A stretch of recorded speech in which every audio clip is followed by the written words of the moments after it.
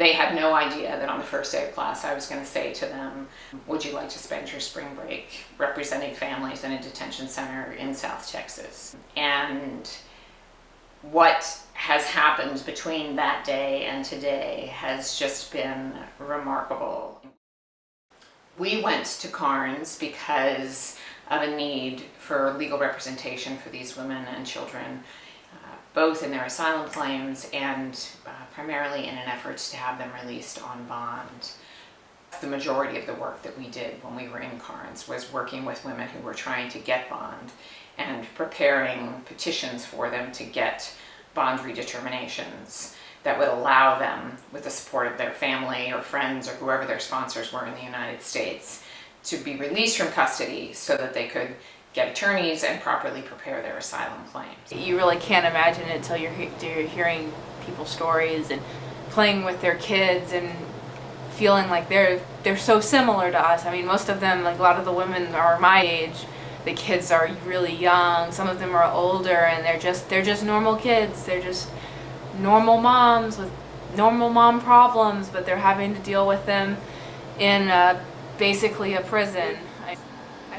I didn't want to be biased towards this issue because I am an immigrant myself, and I always try to think, okay, well, what really is going on here? And I never knew how I felt about the whole immigrant situation, and I was always kind of, I don't know, annoyed by the fact that I had to think about this, you know.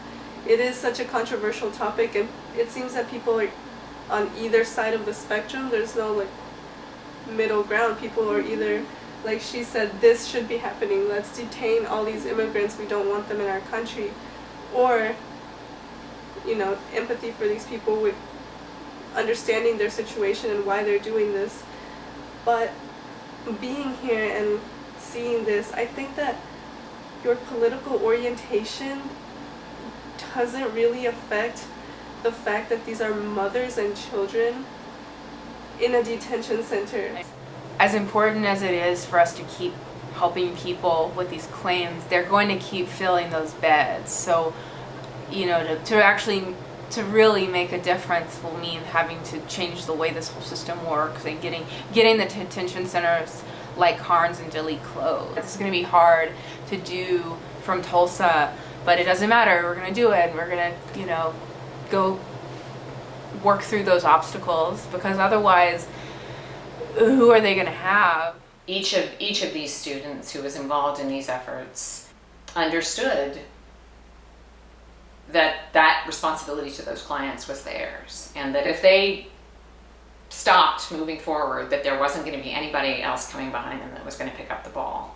And that really is a huge lesson for a new lawyer, for a young lawyer to understand. And that is, in terms of teaching students, it's something that I think is sort of the most exhilarating and awesome moment of a student's professional development, to really come to the place where they know, yes, you know, this is what I'm going to do.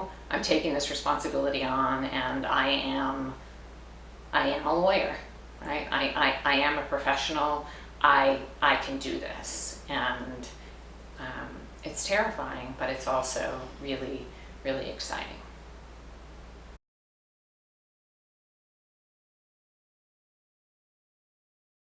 One of the questions on the forum was, did you try to seek asylum in another country besides the United States?